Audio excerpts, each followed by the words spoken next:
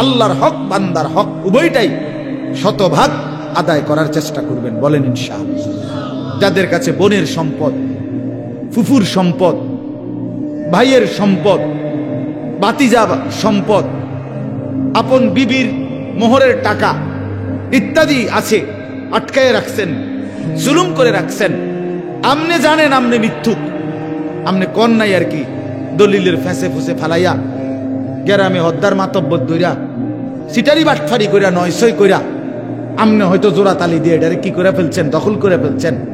মনে রাখেন হাসরের ময়দানে আমনে বাটফারে আল্লাহ তাআলা 7 তবক জমিনের মাটি আপনার কান্দে তুল্লা দিবে। এটা বুখারীর হাদিস। মান আখাযা মিনাল আরদি শিবরান, মান আখাযা শিবরান মিনাল আরদি যুলমান, নবী সাল্লাল্লাহু আলাইহি ওয়াসাল্লাম বলেন যে এক বিগত সম্পদ কারো জুলুম করে নিল, তাওয়াক্কাহুল্লাহু ইয়াউমাল কিয়ামাতি 7 আরদিন, 7 তবক জমিনের মাটি আল্লাহ তাআলা কিয়ামতের দিন তার কাঁধে তুলে দিবেন, তার শরীরে উঠাই দিবেন। জন্য পাত্তা দিয়েন, খেয়াল কইরেন, আপনি না বুঝতে আবার বুঝছেন, কিন্তু বান্দার হক শতভাগ দিয়ে দিতে হবে। বোনের হক দিয়া দেন, ছেলে চলবে ইনশাআল্লাহ, আপন ভাইয়ের হক দিয়া দেন।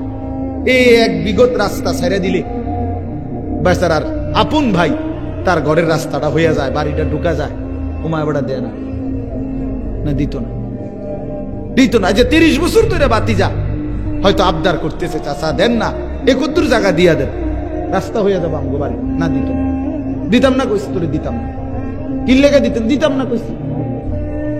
আশ্চর্য কথা, এটা ইনসাফ হইল মিয়া? আল্লাহর জন্য ছেড়ে দেন, আল্লাহর জন্য ছেড়ে দেন। দুনিয়া ছেড়ে দিলে লস হয় না। কালকেও আমার খুলনার হযরত, বাংলাদেশের বড় বুজুর্গ, আমাদেরকে একটা প্রসঙ্গে এই কথাটা কালকেও বলছে, মাওলানা আল্লাহর জন্য দুনিয়া কুদ্দুর ছেড়ে দিলে কিচ্ছু হয় না। দুনিয়ায় একটু ছোট হইলে, কারো কাছে একটু ছোট হইলে কিচ্ছু হয় না, কিচ্ছু হয় না। আল্লাহর জন্য ছোটই হয়ে যান, আল্লাহর জন্য ছোট হন, কোনো অসুবিধা নাই। কেউ মনে করেন তুচ্ছ করলো আর কি, কি হইছে বেটা, তো মূল্যায়ন করলেন আর আলেমকে, তো কি হইছে বেটা। দুনিয়া ছেড়ে দিলে ভালো, দুনিয়া একটু ছেড়ে দিলে কিচ্ছু হবে না, বিনিময়ে দেখবেন আখিরাতে আল্লাহ তাআলা সুপ্রশস্ত জান্নাত দান করবেন। আল্লাহ আমাদেরকে মাফ করে দেন। এবার শেষ আমি তর্জমাটা বলি, আয়াতগুলোর তর্জমা শুনেন, তাইলেই কথা শেষ। ইন্নাল আবরারা লাফি নাঈম, আল্লাহ তাআলা বলেন, এই তর্জমাটা শুনেন তাইলে আমার কথা শেষ। ইন্নাল আবরারা লাফি নাঈম, আল্লাহ তাআলা বলেন নিশ্চয়ই যারা সৎকর্মপরায়ণ নেককার বান্দা তারা চির নিয়ামতে সুখের জান্নাতেই বসবাস করবে। আলাল আরাইকি ইয়ানজুরুন, আল্লাহ বলেন আমার সেই প্রিয় বান্দারা জান্নাতে জান্নাতি সিংহাসনের মধ্যে উপবেশন করে সিংহাসনে বসে দেখতে থাকবে। প্রশ্ন হলো কি দেখবে? 3টা জিনিস তাফসীরে আছে।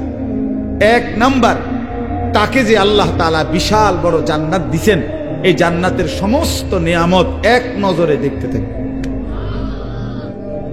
তাহলে বোঝা গেল জান্নাত 10 হাত বাই 10 হাত, নাহলে এক নজরে সবটা দেখবে। সবচেয়ে ছোট জান্নাত 10 দুনিয়া বড়, এই পুরাটা সে এক নজরে দেখবে।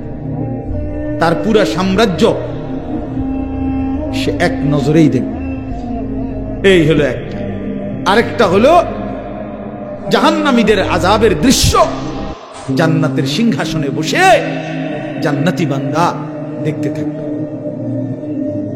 দেখবে। ফাত্তালা ফারাআহু ফি সাওয়াইল জাহিম, এখান থেকে তাকিয়ে এসে দেখবে তার সেই পরিচিত মহল্লার মানুষটা যে আল্লাহর নাফরমানি করত, খোদার কসম কোরআনে আছে, এই জান্নাতি বান্দা তাকিয়ে দেখবে তাকে জাহান্নামের মাঝ বরাবর আগুনের বিশাল ঢেউয়ের মধ্যে উথাল পাতাল খাইতেছে। ক্বালাত আল্লাহি ইন কিত্তা লাতুরদিন, জাহান্নামী জান্নাতি লাফ দিয়ে বলবে, বন্ধু আহা তুই তো আমাকেও এই বিপদে ফেলে দিয়েছিলি, সেদিন যদি বন্ধু আমি তোমার কথা শুনতাম তাইলে তো আজ আমিও জাহান্নামী হতাম। ওয়ালাউলা নি'মাতু রাব্বি লাকুনতু মিনাল মুহদারিন। আমার আল্লাহর দয়া যদি আমার উপরে না হতো বন্ধু, তাইলে আমিও তো তোমার সাথে জাহান্নামের সঙ্গী হতাম।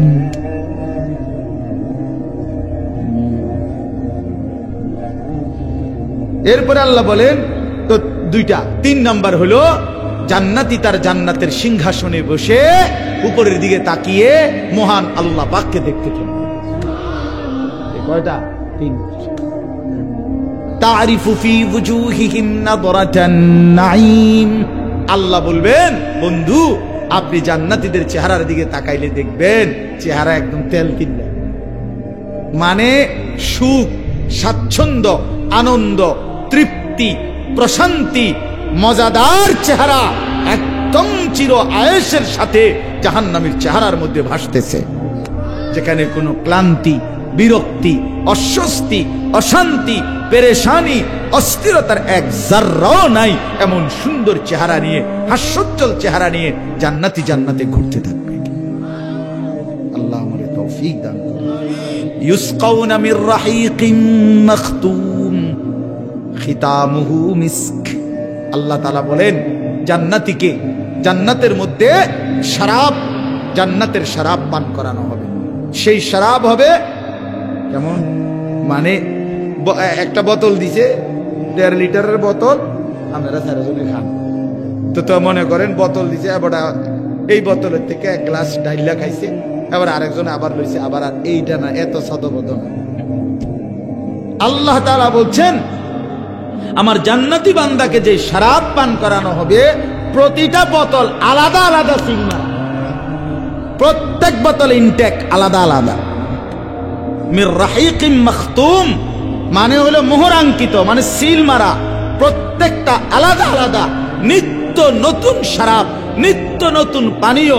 অর্থাৎ অর্ধেক তুমি খাইবা কা বান্দা, আমার জান্নাত ওয়ালা দাইনা মজিদ, কোটি কোটি অগণিত, আরো নাও, আরো নাও, আরো নাও, আরো নাও। ইউসকাউনা মির রাহিকিম মাখতুম, প্রতিটা ইনটেক। খিতামুহু মিস্ক। আল্লাহ বলেন এই ইনটেক বোতলের যখন মানে এটা সরাবে, কাগজটা, মোহরটা, অর্থাৎ যেটা দিয়ে সিল মারছে, এটা যখন নাড়া দিবে তো মিস্কের ঘ্রাণ বের হবে। খিতামুহু মিস্ক ওয়া ফি যালিকা ফালিয়াতানাফাসিল মুতানাফিসুন। এবার আল্লাহ বড় মহব্বত করে বলে বান্দা এমন সুন্দর জান্নাতের জন্য চলো না সবাই প্রতিযোগিতা করো। ওয়া ফি যালিকা, এমন জান্নাতের জন্য ফালিয়াতানাফাসিল মুতানাফিসুন, নিজেদের মধ্যে প্রতিযোগিতা করা উচিত। তাফসীরের মধ্যে লিখছে বন্ধু দুনিয়ার প্রতিযোগিতা করো না, দুনিয়ার প্রতিযোগিতায় যে ফার্স্ট হবে কিংবা যে লাস্ট হবে কেউই থাকবে না। বুঝেন নাই?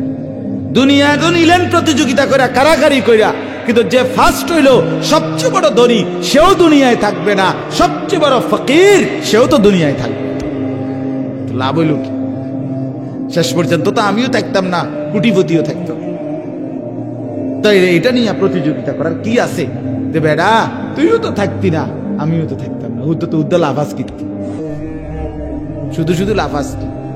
10 রকমের গোস্ত দিয়া খাইতে বইল, একটা সময় কয় পেট বইরা গেছে, শুধু আলুর ভর্তার ডাল লইয়া ভাত খাইতে বইল, একটু পরে কয় পেট বইরা গেছে। তো কাম হইছে, যেটা মাকসাদ ছিল পেট ভরা এটা তো হইলই, তো লাভ হইল কি? আপনি এতটি তরকারি লইয়া কি লাভ? এমন যদি হইতো যে আপনি 10 আইটেমের তরকারি লইয়া 3 বালতি ভাত খাইতেন পারছেন, আমি শুধু আলুর ভর্তার ডাল লনে 1 প্লেটও শেষ করতে পারছি না, তাইলে না একটা কথা ছিল। তো দুনিয়াতে এমনি মিলে যায়, ধনীর দুনিয়া গরিবের দুনিয়া শেষ হয়ে যায়, কিন্তু আখিরাতের জন্য, জান্নাতের জন্য প্রতিযোগিতা করা উচিত। আল্লাহ আমাদেরকে তৌফিক দান করেন। ওয়া মিজাজুহু মিন তাসনিম। আল্লাহ তাআলা বলেন জান্নাতের যে শরাব, এই শরাব তো একে তো হইল একটা প্রথম বোতল এখানে ইনটেক করা, এবার এই বোতল খুলে আবার তাসনিম, জান্নাতের আরেকটি স্পেশাল ঝর্ণার শরাব, সেইখান থেকেও আবার আরেকটু অতিরিক্ত শরাব আলাদা তাসনিম নামক, সেখানে এটার সাথে মিশাইয়া এটাকে আরো সুগন্ধিময়, আরো তৃপ্তিদায়ক, আরো মজাদার বানায় দেওয়া হবে। আইনাইন ইয়াশরাবু বিহাল মুকাররাবুন। তো আচ্ছা, এটা কি কইতাম? এটার অর্থ হইল, আমি যেটা বুঝি আরি, যে এরা জান্নাতি অনেকে বলবে, আল্লাহ এই যে হেন থেকে যে একটু দিছে এই বোতলটা, ওই তাসনিম থেকে পুরাটা দাম জানা মানে বুঝেন না কথাটা? আল্লাহ তাআলা বলেন সেটা এমন ঝর্ণার শরাব যেটা আমার একদম নৈকট্যশীল, আমার শ্রেষ্ঠ জান্নাতি বান্দাদের জন্য নির্ধারিত। সেখান থেকে কিছু কিছু তোমাদেরকেও দেওয়া হচ্ছে। এটাতে তোমরাও মালামাল, আর ওরা হলো পুরা বোতল, ওরা পুরা বোতল। তাসনিম জান্নাতের সবচেয়ে শ্রেষ্ঠতম শরাবের নাম তাসনিম। ইন্নাল্লাযীনা আজরামু কানু মিনাল্লাযীনা, এবার আল্লাহ তাআলা দুনিয়ার দৃশ্য আর আখিরাতের দৃশ্য বলতেছে। ইন্নাল্লাযীনা আজরামু কানু মিনাল্লাযীনা আমানু ইয়াদহাকুন। আল্লাহ বলে দুনিয়ার নাফরমান যারা পাপী, তারা ঈমানদার নেককারদেরকে নিয়ে হাসাহাসি করে। হুজুর হুজুর হুজুর, এ বুজুর্গ বাপ লইছে, এই টিটকারি মানে, বুঝেন না কথাটা? হাসে মজাক করে। অনেক নাফরমান আছে, করে না এমন? আল্লাহ বলেন ওয়া ইদা মাররু বিহিম ইয়াতাগামাজুন। নাফরমানরা তাদের পাশ দিয়ে কোনো নেককার যখন ঈমানদার যায়, তো তারা ইশারা ইঙ্গিত করে তারা নিজেদের মধ্যে হাসাহাসি করে। বুঝছেন? ওই যে শুনছে না, ব্যাক কল মাথা নয় এরকম করে, মানে টিটকারি। নিজেদের পাশ দিয়ে গেলে আঙ্গুলের ইশারা দিয়ে অবজ্ঞা করে। ইদান কালাবু ইলা আহলিহিম কালাবু ফাকিহিন। আবার যখন পরিবারের কাছেও আসে, এতক্ষণ তো বন্ধু বান্ধবদের সাথেও নিয়া দিনদারকে নিয়ে তামসা করছে, এবার বউ বাচ্চার কাছে আইসাও তামাশা করে। আরে দেখছি যে এক হুজুর, কোনো রস নাই, কষ নাই, হ্যাঁ, দুনিয়ার কোনো স্বাদ মজা কিচ্ছু নাই, রং নাই, তামাশা নাই, মানে বউর কাছে আইসাও, পরিবারের কাছে আইসাও নাফরমান ব্যঙ্গ বিদ্রুপ করে।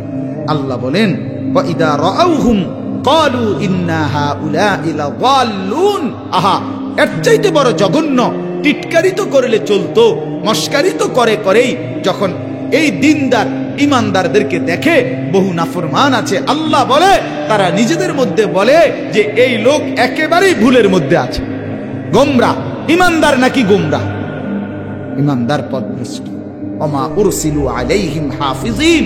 আল্লাহ বলে এই নাফরমান, তোদের কাউকে তো আমি আল্লাহ আমার ঈমানদার বান্দার উপরে কোনো পাহারাদার নিয়োগ দেই নাই, আমার ঈমানদার বান্দার উপরে তোদেরকে পাহারাদার বানাই নাই, যে আমার ঈমানদার সুখে আছে না দুঃখে আছে, বোকা না সালাক, এত কথা বলার জন্য তো তোদেরকে আমি পাঠাই নাই।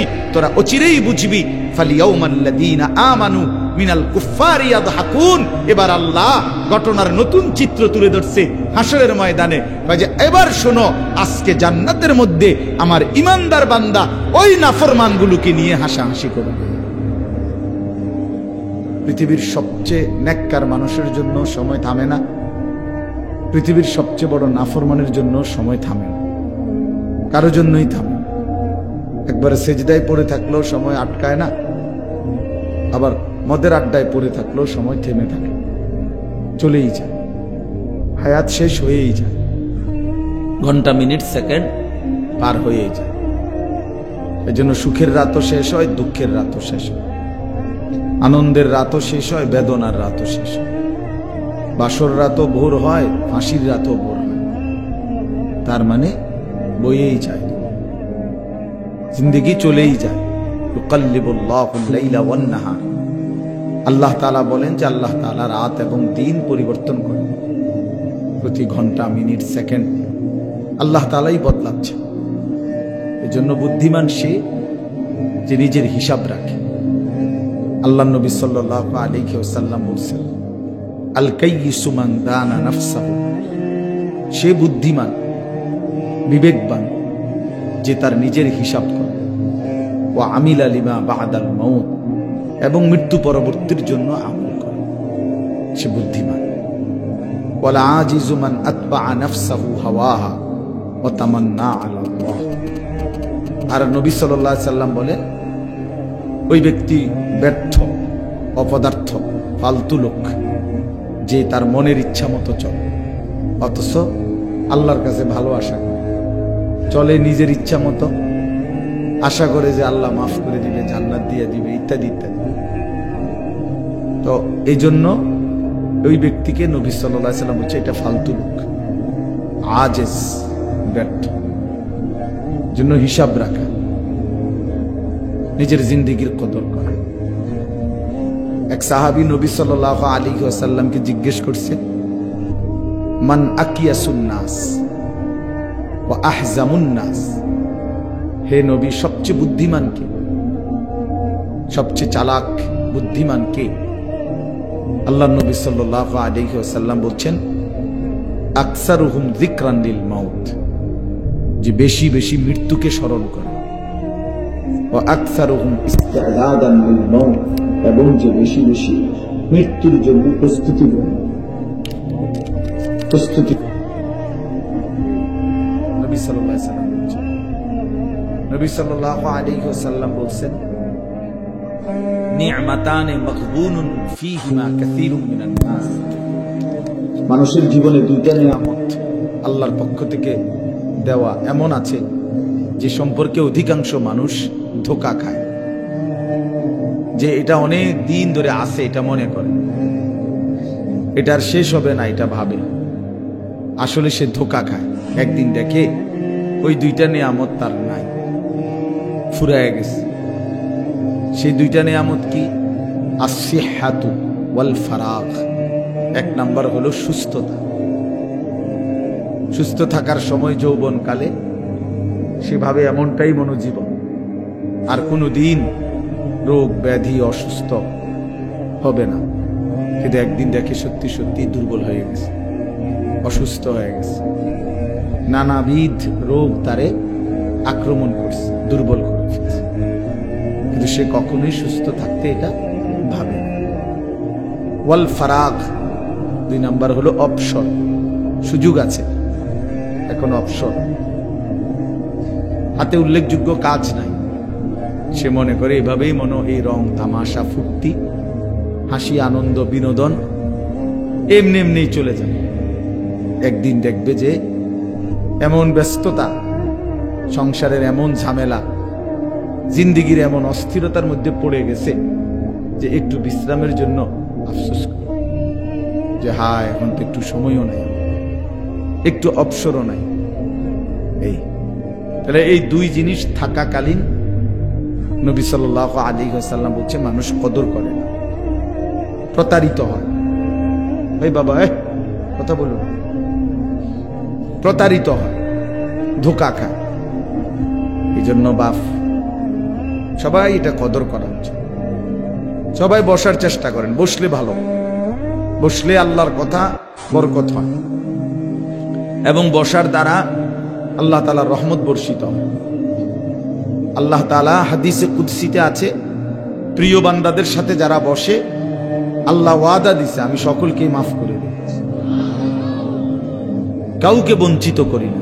হুমুল কওমু লা ইয়াশকা বিহিম জালিসুহুম, আল্লাহ বলেন আমার নেক বান্দাদের মজলিস এমন যেখানে বসা কাউকেই আমি আল্লাহ বঞ্চিত করি না। এজন্য বসতে হয়। মজলিস বলে যেখানে বসে, হালাকা বলে হালকা, মানে যেখানে গোল হয়ে একত্রে বসে। ওই যে হালকায়ে জিকির বলে, হালকা মানে একত্রে বসা। মজলিস এইটা মানে হচ্ছে একসাথে বসা। এজন্য দাঁড়ায় থাকা আসলেই কোরআন সুন্নাহর দৃষ্টিতে কোনোভাবেই উচিত। আল্লাহর কথা শুনবেন, বসে শুনবেন। নবী সাল্লাল্লাহু আলাইহি ওয়াসাল্লামের হাদিসে আছে, নবীজি সাল্লাল্লাহু আলাইহি সাল্লাম তিনি দেখছেন কয়েকজন সাহাবী এরকম নবীজির কথার সামনে পিছনে দাঁড়ায় আছে। একেবারে স্পষ্ট হাদিসে আছে, নবীজি বলছে ইজলিসু, তোমরা বসে পড়ো। তো ওনারা সাথে সাথে বসছে। হাদিসের মধ্যে আছে এক সাহাবী আব্দুল্লাহ ইবনে মাসউদ রাদিয়াল্লাহু তাআলা আনহু, তিনি একটু দূরে ছিলেন, তখন আসতেছেন মাত্র। এই সময় নবীজি বলছে বসো। তো হাদিসে আছে এই আব্দুল্লাহ ইবনে মাসউদ রাদিয়াল্লাহু তাআলা আনহু ওই সাহাবী ওইখানেই বসে গেছে, আর এক কদমও সামনে পা বাড়ায়। নবী বলছে বসো, খালাস, বসে গেছে, কোনো কথা নেই। এটা যুক্তিও করে নাই, যে ব্যাখ্যাও করে নাই যে আসলে মনে আমারে কয় নাই, না, রাসূলুল্লাহ সাল্লাল্লাহু আলাইহি ওয়াসাল্লাম বলছে বসে পড়ো, সাথে সাথে বসে পড়ছে। এজন্য আল্লাহর কথা বসে শুনতে হয়, বসেই শুনতে হয়, এটাই আদব। হযরত জিবরাইল আলাইহিস সালাম, হাদিসের মধ্যে আছে, যখন নবী সাল্লাল্লাহু আলাইহি সাল্লামের কাছে মানুষের আকৃতিতে আসতেন, জিবরাইল কখনো কখনো মানুষের আকৃতিতে নবীজির কাছে আসতেন। তো জিবরাইল যখন রাসূলুল্লাহ সাল্লাল্লাহু আলাইহি সাল্লামের কাছে আসতেন মানুষের আকৃতিতে, তখন তিনি নবী সাল্লাল্লাহু আলাইহি সাল্লামের একদম মুখোমুখি বসতেন একদম মুখোমুখি। ফাআসনাদা রুকবাতাইহি ইলা রুকবাতাইহি, একেবারে জিবরাইলের দুই হাঁটু নবীজির দুই হাঁটু বরাবর মুখোমুখি, এতটা মুখোমুখি মনোযোগ দিয়ে বসত। তাহলে যদি দুই হাঁটু মুখোমুখি বরাবর হয়, তাহলে বুক এটাও বরাবর, চেহারা এটাও বরাবর। এত মনোযোগী হয়ে তিনি আল্লাহ রাসূল সাল্লাল্লাহু আলাইহি ওয়াসাল্লামের কাছে কথা বলতেন। সাহাবায়ে কেরাম, হাদিসের মধ্যে আছে, হযরত বারা ইবনে আযিব রাদিয়াল্লাহু তাআলা আনহু বলেন, নবী সাল্লাল্লাহু আলাইহি সাল্লামের পাশে আমরা নবীজির কথা শুনবার জন্য বসছি। এইভাবে আমরা নীরবে বসতাম, চুপ থাকতাম, এতটা মনোযোগ দিতাম যে কাআন্না আলা রুউসিনা তাইর, যেন আমাদের মাথার উপরে কাঁধের উপরে আয়সা পাখি বসত। এত মনোযোগ, অর্থাৎ একদম নড়াচড়া করতেন না, একদম না, এত মনোযোগী হইতেন সাহাবায়ে কেরাম। আসরের নামাজের আগে নবীজি সাল্লাল্লাহু আলাইহি সাল্লাম, হাদিসের মধ্যে আছে, আসরের আগে বয়ান করছে দাজ্জালের ব্যাপারে। তো নবীজি আসরের নামাজ পড়ে মসজিদ থেকে বের হয়ে গেছে। মাগরিবের আগে আবার নবীজি মসজিদে আইসা ঢুকছে, আইসা দেখে সাহাবায়ে কেরাম ওই আসরের আগে যে যেখানে যেমনে বসা ছিল অমনি বসে আছে। আল্লাহর নবী সাল্লাল্লাহু আলাইহি ওয়াসাল্লাম জিজ্ঞেস করলেন, তোমরা বের হও নাই? সবাই যে যার যার জায়গায় যেমনে বসে আছো চুপ হয়ে, ব্যাপার কি? বলছে, ইয়া রাসূলুল্লাহ, দাজ্জালের কথা বলাতে এতটা ভয় লাগতেছে যে যদি বের হয়ে যাই মসজিদ থেকে তো ঈমান যদি চলে যায়, দাজ্জালের খপ্পরে যদি পড়ে যাই, এজন্য ভয়ে উঠবার কথাই মনে নেই, জায়গা নাড়বার কথাই মনে নেই। কি বিষয়টা ছিল বলেন? মানে কি মনোযোগী ছিল। আসর থেকে মাগরিব আপনার লম্বা সময়, বিসলা আউয়াল ধরলে আপনার প্রায় 2.5 ঘন্টা, 3.25 ঘন্টা টাইম। তো এই হিসাবে এই লম্বা সময় ওনারা এমনি বসেছেন। তাহলে আমার বলার উদ্দেশ্য হলো কি, মনোযোগী হইতে হয় আল্লাহর কথা শুনতে। বুট খাইতে খাইতে ওয়াজ শুনলে ফায়দা হয় না, বাদাম খাইতে খাইতে ওয়াজ শুনলে লাভ হয় না। শুনাই হয়, কদ্দুর শুনছি, হুজুরে ফাঁকে ফুঁকে 2-1টা শিক্ষার দিছে, ভালো লাগছে। এই আরেকজন হয়তো বলে যে হুজুরে কয়েকটা সুর দিছে, টান দিছে, এই তো সুর দিছে, টান দিছে, গজল গাইছে, ডুলছে, হ্যাঁ, সংবম করছে আর কি। তো এই তো কোনো লাভ হলো, এটা তো কোনো আসলে কোনো পরিবর্তন না। নিজের পরিবর্তন জরুরি। এজন্য ভাইয়া আমি এটা প্রত্যেক দিন বলি যে মনোযোগ দিয়ে আল্লাহর কথা শুনতে হয়। জুমার নামাজের বয়ান, ওলামায়ে কেরামের বয়ান, সে যেই হোক, পরিচিতি কোনো কিছু না, জনপ্রিয়তা এগুলো ধোঁকা। আল্লাহর কথার প্রতি মনোযোগ দাও, নিজের জন্য গ্রহণ করা। উনি জনপ্রিয় বক্তা, তো সবাই দৌড়ে আইলাম। আরেকজন জনপ্রিয় না হয়তো, আল্লাহর ইচ্ছা, তো উনি আল্লাহর কথা বলছে, আপনি এটা গুরুত্ব দিলেন না, তো আপনি কিসের গুরুত্ব দিলেন? তো আল্লাহর কথার প্রতি গুরুত্ব হলো, তো ব্যক্তির গুরুত্ব হলো, কি ফায়দা হইবে? এতে কি ফায়দা? আমি মনে করেন আমার নাম আনিসুর রহমান, কারণ আমারে একেবারে মনে করেন 1 কোটি মানুষ চিনে বা 10 কোটি মানুষ চিনে মনে করেন, তো আপনার কি লাভ? বুঝেন নাই কথাটা? ছেলেরা তোমরাও বোঝো ভাই, এটা তোমার কি লাভ? আমার চিনে আর বুঝলাম, একেবারে সব মানুষ চিনে, একেবারে চিন না মনে করো আমার 10,000 মানুষ আলগি দিয়া মাথা তুলে নিয়ে 4 রাস্তা কোথায় দিয়েছে, হুজুর আপনারে বেশি চিনছি আমরা, যাতে আপনার ডইলা লাগা আছে বা ওয়াই ব্রিজের মাঝখানে কোথায় দিয়ে লাভ কি? আমারে চিনলে কি হলো, না চিনলে কি হলো? তোমার ফায়দা কি হয়েছে সেটা বলো ভাই। আপনার পরিবর্তন কি সেটা না বলবেন মেয়ে। এই হুজুরের অনেক মানুষ হ্যাঁ তো চিনে, তো চিনছে আর তো হয়েছে কি? এগুলো ধোঁকা। জনপ্রিয়তা এটা কোনো বিষয় না, মূল বিষয় হলো আমি আল্লাহর কথা শুনতেছি কিনা, আমার নিজের জন্য কিছু গ্রহণ করতেছি কিনা, আমার কোনো ফায়দা হচ্ছে কিনা। ডাক্তার তো খুব বড়, আমার তো কোনো উপকার হইতেছে না। কথা বুঝো না ভাই? ডাক্তার তো একদম FCPS প্রফেসর, আমার তো উপকার হচ্ছে না। তো ডাক্তারের প্রফেসর দিয়ে আমি কিটা করব? ডাক্তার FCPS হইলে আমার কি? আমার তো উপকার হইতে হবে। এটা বড় বিষয়, এটা খুব মনোযোগ রাখা, খেয়াল রাখা। আমাদের মধ্যে এটা খুব বেড়ে যাচ্ছে।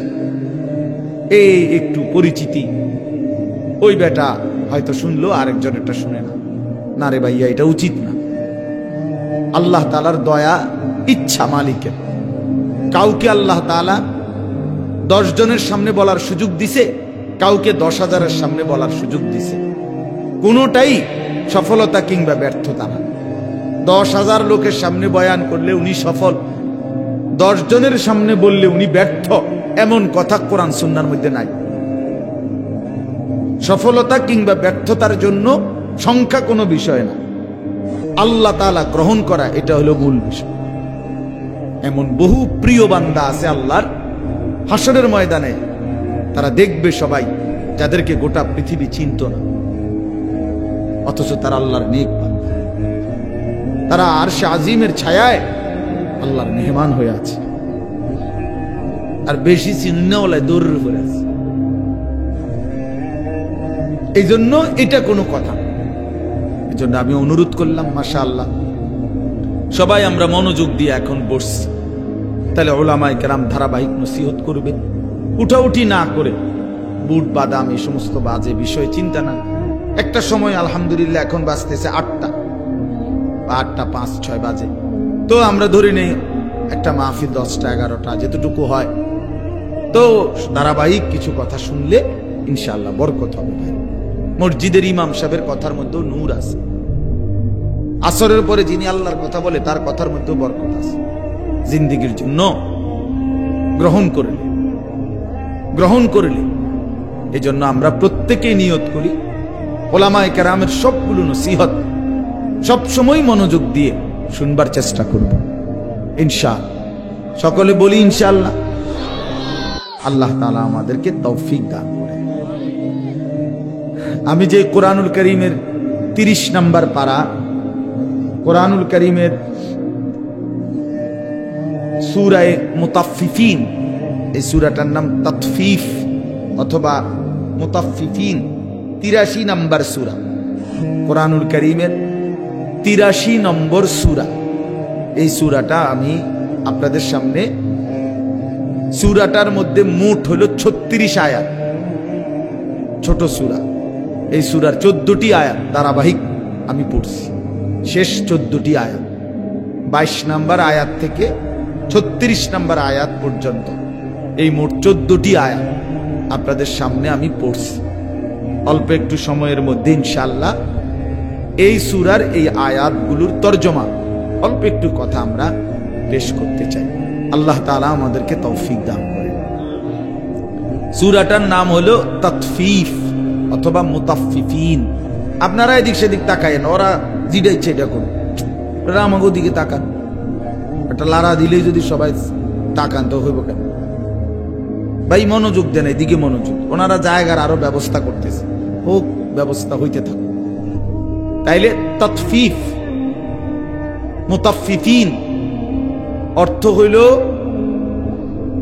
ওজনে কম দেওয়া, চুরি করা, মূলত ওজনে চুরি করা। আরো সহজ কথা হইল প্রাপককে তার প্রাপ্য কম দেওয়া। উনি যতটুকুর প্রাপ্য ছিল আমি তারে কম দিলাম। বেচারা দাম দিছে 1 কেজির, আমি 100 গ্রাম কম দিলাম, আমি 50 গ্রাম কম দিলাম। এই যেই কোনো ক্ষেত্রে আল্লাহর হক, বান্দার হক, উভয় ক্ষেত্রে কেউ যদি প্রাপ্য থেকে কম দেয় তো এটা জুলুম।